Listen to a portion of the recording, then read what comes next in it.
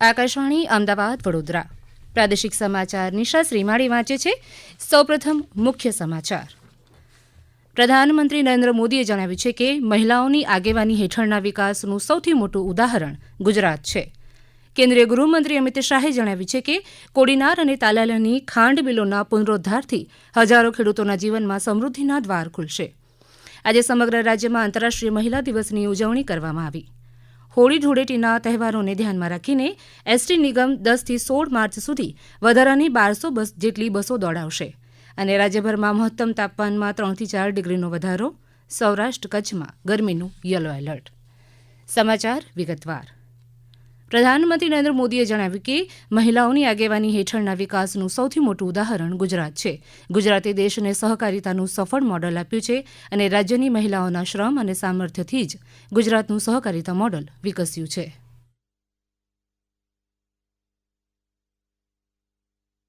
गुजरात का सहकार का मॉडल यहाँ की महिलाओं के श्रम और सामर्थ्य से ही विकसित हुआ है. अमूल की चर्चा तो आज पूरी दुनिया में है. गुजरात के गांव-गांव से लाखों महिलाओं ने दूध उत्पादन को एक क्रांति बना दिया. गुजरात की बहनों ने न केवल खुद को आर्थिक रूप से सक्षम बनाया बल्कि ग्रामीण अर्थव्यवस्था को भी नई ताकत दी.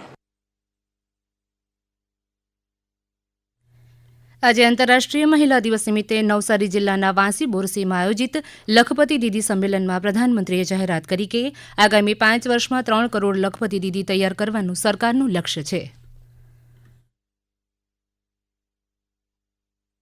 करीब 1.5 करोड़ महिलाएं ऐसी हैं जो लखपति दीदी बन चुकी है. अगले 5 वर्षों में हम कुल 3 करोड़ महिलाओं को लखपति दीदी बनाने का संकल्प लेकर चल रहे हैं. गुजरात सरकार ने 10 लाख और महिलाओं को लखपति दीदी बनाने का अभियान शुरू कर दिया. મહિલાઓના સન્માનને વિકાસની પહેલી સીડી ગણાવતા તેમણે જણાવ્યું કે તેમની સરકાર મહિલા સન્માનને પ્રાથમિકતા આપી રહી છે. પ્રધાનમંત્રીએ આ સંમેલનમાં 25,000થી વધુ સ્વસહાય જૂથોની મહિલાઓને 450 કરોડ રૂપિયાની નાણાકીય સહાયનું વિતરણ કર્યું. પ્રધાનમંત્રીએ લખપતિ દીદી યોજનાના 10 લાભાર્થી સાથે સંવાદ પણ કર્યો હતો. આ પ્રસંગે મુખ્યમંત્રી ભૂપેન્દ્ર પટેલે જણાવ્યું કે દીકરીઓના ભણતર અને ગણતર માટે કન્યા કેળવણી અને શાળા પ્રવેશોત્સવ જેવા કાર્યક્રમને કારણે રાજ્યની મહિલાઓ લખપતિ દીદી બની છે. પ્રધાનમંત્રી નરેન્દ્ર મોદીએ આજે નવસારી ખાતે મહિલાઓને આર્થિક રીતે સક્ષમ બનાવતી 2 મહત્વપૂર્ણ યોજનાઓ જી સફલ અને જી મૈત્રી યોજનાઓ શરૂ કરાવી હતી. જી મૈત્રી યોજનાનો હેતુ ગ્રામીણ સ્ટાર્ટઅપ્સને આગળ વધારવા તેમજ ગ્રામીણ વિસ્તારોમાં અસરકારક ઉકેલો માટે સામાજિક સાહસિકતાને પ્રોત્સાહન આપવાનો છે. કેન્દ્રીય ગૃહમંત્રી અમિત શાહે જણાવ્યું છે કે ગીર સોમનાથ જિલ્લાના કોડીનાર અને તાલાલા ખાંડ મિલોના પુનરોદ્ધારથી આ વિસ્તારના 10,000થી વધુ ખેડૂતોના જીવનમાં સમૃદ્ધિના દ્વાર ખુલશે. કોડીનાર અને તાલાલા સુગર મિલોના આધુનિકરણ અને ભૂમિપૂજન કરતા શ્રી શાહે જણાવ્યું કે આ સુવિધાથી ખેડૂત અન્નદાતાની સાથે હવે ઉર્જાદાતા બનીને વૈશ્વિક સ્તરે જૈવ ઇંધણ ઉત્પાદક પણ બનશે. અહીં ઇન્ડિયન પોટાશ 2 ડિસ્ટિલરી, એક green power plant, aviation turbine plant સહિતની સગવડ ઊભી કરશે. કોડીનાર અને તાલાલા સુગર મિલોની કામગીરી 31 ઓક્ટોબર સુધીમાં પૂર્ણ કરવામાં આવશે. શેરડીનું પિલાણ નવેમ્બર મહિનામાં શરૂ કરવામાં આવશે. આ ઉપરાંત શ્રી શાહે જૂનાગઢમાં બ્રહ્માનંદ વિદ્યાધામ ખાતે વિવિધ પરિયોજનાઓનું ઉદ્ઘાટન અને શિલાન્યાસ પણ કર્યો હતો. અગાઉ શ્રી શાહે સોમનાથ મહાદેવ મંદિરમાં દર્શન અને પૂજા અર્ચના કરી હતી. તેઓ આવતીકાલે અમદાવાદ અને ગાંધીનગરમાં વિવિધ કાર્યક્રમોમાં ઉપસ્થિત રહેશે. આજે સમગ્ર રાજ્યમાં આંતરરાષ્ટ્રીય મહિલા દિવસની ઉજવણી કરવામાં આવી. દરેક મહિલાઓ અને બાળકીઓ માટે અધિકાર, સમાનતા અને સશક્તિકરણની વિષયવસ્તુ સાથે રાજ્યભરમાં અનેક કાર્યક્રમોનું આયોજન કરવામાં આવ્યું. આવા કેટલાક કાર્યક્રમો ઉપર એક નજર કરીએ. આદિવાસીઓની બહુમતી ધરાવતા તાપી જિલ્લાના ચીખલવાવ ગામમાં મહિલાઓની વસ્તી વધુ છે અને ગામની સત્તાનું સુકાન પણ મહિલાઓના હાથમાં છે. 1500થી વસ્તી ધરાવતા આ ગામનો સંપૂર્ણ વહીવટ ગામની મહિલાઓના હાથમાં છે. આ અંગે ગામના સરપંચ રક્ષાબેન ગામિતે વધુ માહિતી આ મુજબ આપી. મહિલા સમરસ ગામ છે, એમાં અમારા 8 વોર્ડ છે, એમાં 8 મહિલાઓ છે. જે પણ કામ કરીએ છીએ અમે મહિલા થકી જ કામ કરીએ છીએ. ગામમાં સ્વચ્છ ભારતનું હવે સપનું અમે સાકાર કરીશું અને જે તે કામો આવ્યા છે રસ્તાના કે પાણીના એવા પણ પૂર્ણ કર્યા છે અને જે કંઈ કામ હોય એમાં સભ્યો અમને ખૂબ મદદ કરે છે અને એમાં વડીલો અને યુવાનોનો પણ ઘણો સહકાર છે અમારો. સુરેન્દ્રનગર ખાતે નિર્ધાર વિધવા મહિલા કલ્યાણ ટ્રસ્ટ દ્વારા પ્રેરણા કાર્યક્રમ અંતર્ગત મહિલા દિવસની અનોખી ઉજવણી કરવામાં આવી. આજે આ સંસ્થા દ્વારા 11 વિધવા મહિલાઓને સન્માનિત કરવામાં આવી અને જિલ્લાની 5 વિશિષ્ટ મહિલાઓને વિવિધ પુરસ્કાર અર્પણ કરવામાં આવ્યા. સેવાકીય કાર્ય કરવા બદલ સન્માનિત નિરૂપાબેને તેમનો પ્રતિભાવ આ મુજબ આપ્યો.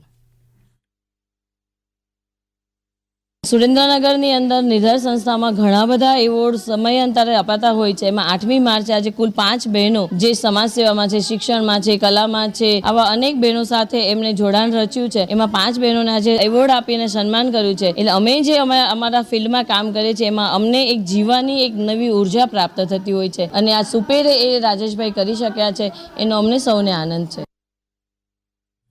આંતરરાષ્ટ્રીય મહિલા દિવસ નિમિત્તે ભાવનગર રેલવે સ્ટેશનના મહિલા કુલીઓનું ગુજરાતી બુક ક્લબ ભાવનગર દ્વારા અભિવાદન કરવામાં આવ્યું હતું તેમજ તેમના હસ્તે સાત્વિક વાંચન પુસ્તિકાઓનું વિતરણ કરવામાં આવ્યું.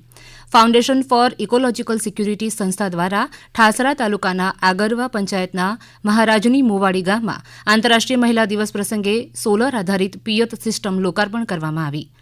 ભરૂચ જિલ્લાના અંકલેશ્વર ખાતે નારી તું નારાયણી કાર્યક્રમમાં વિવિધ ક્ષેત્રોમાં યોગદાન આપનારી 22 મહિલાઓનું ખાસ સન્માન કરવામાં આવ્યું.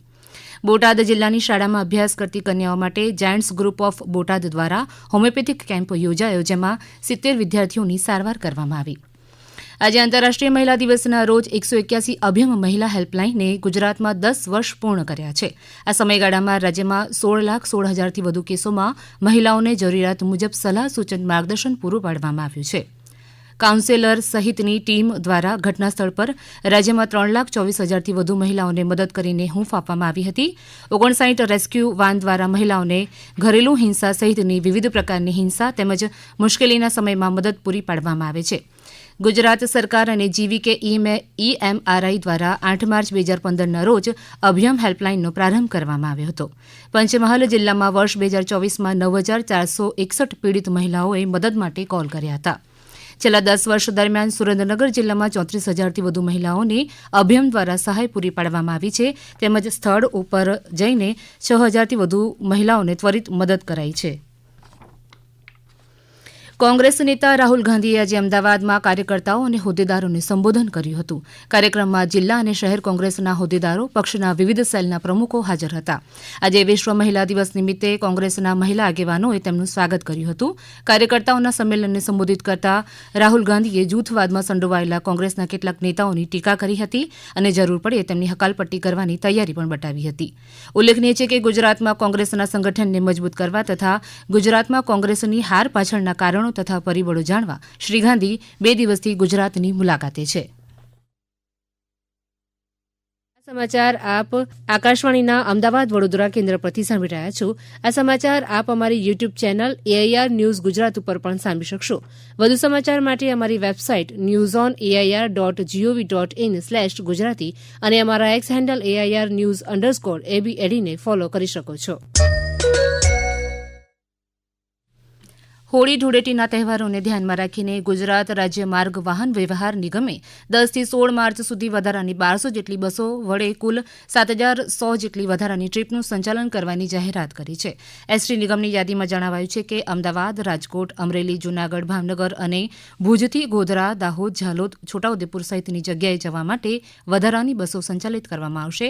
આ ઉપરાંત ડાકોર અને દ્વારકા જવા માટે 500 બસો દ્વારા 4,000 જેટલી ટ્રીપો સંચાલિત કરાશે. દેવભૂમિ દ્વારકા ખાતે હોળી ધૂળેટીના પર્વ નિમિત્તે ફૂલડોલ ઉત્સવનું આયોજન કરવામાં આવ્યું છે, જેના પગલે જામનગર સહિત વિવિધ જિલ્લાઓના શ્રદ્ધાળુઓ પગપાળા જઈ રહ્યા છે. ત્યારે જામનગરના આરોગ્ય વિભાગ દ્વારા આ યાત્રિકોની સેવા માટે વિવિધ સ્થળે કેમ્પનું આયોજન કરવામાં આવ્યું છે, જેમાં પીવાનું શુદ્ધ પાણી મળી રહે તે માટે ક્લોરિનેશનની કામગીરી કરવામાં આવી છે. હવામાન વિભાગે આગામી 5 દિવસ કચ્છ અને સૌરાષ્ટ્રના કેટલાક જિલ્લામાં ભારે ગરમીની સંભાવનાને ધ્યાનમાં રાખીને યલો એલર્ટ જાહેર કર્યું છે. હવામાન વિભાગે તમામ જિલ્લાઓમાં મહત્તમ અને લઘુત્તમ તાપમાનમાં 3 થી 5 ડિગ્રી સેલ્સિયસ વધારાની શક્યતા વ્યક્ત કરી છે. છેલ્લા 24 કલાક દરમિયાન રાજ્યમાં સૌથી વધુ મહત્તમ તાપમાન કચ્છના ભુજમાં 39.5 ડિગ્રી સેલ્સિયસ નોંધાવ્યું હતું. 4 મહાનગરોમાં પણ મહત્તમ તાપમાનમાં 3 થી 4 ડિગ્રીનો વધારો નોંધાયો હતો. અમદાવાદમાં 37.6, વડોદરામાં 37, સુરતમાં 36.1 અને રાજકોટમાં 38.8 ડિગ્રી સેલ્સિયસ મહત્તમ તાપમાન નોંધાયું હતું. અંતમાં મુખ્ય સમાચાર ફરી એકવાર. પ્રધાનમંત્રી નરેન્દ્ર મોદીએ જણાવ્યું છે કે મહિલાઓની આગેવાની હેઠળના વિકાસનું સૌથી મોટું ઉદાહરણ ગુજરાત છે. કેન્દ્રીય ગૃહમંત્રી અમિત શાહે જણાવ્યું છે કે કોડીનાર અને તાલાલાની ખાંડ બિલોના પુનરોદ્ધારથી હજારો ખેડૂતોના જીવનમાં સમૃદ્ધિના દ્વાર ખુલશે. આજે સમગ્ર રાજ્યમાં આંતરરાષ્ટ્રીય મહિલા દિવસની ઉજવણી કરવામાં આવી અને રાજ્યભરમાં મહત્તમ તાપમાનમાં 3 થી 4 ડિગ્રીનો વધારો. સૌરાષ્ટ્ર કચ્છમાં ગરમીનું યલો એલર્ટ. આકાશવાણીના અમદાવાદ વડોદરા કેન્દ્ર પરથી પ્રાદેશિક સમાચાર પૂરા થયા.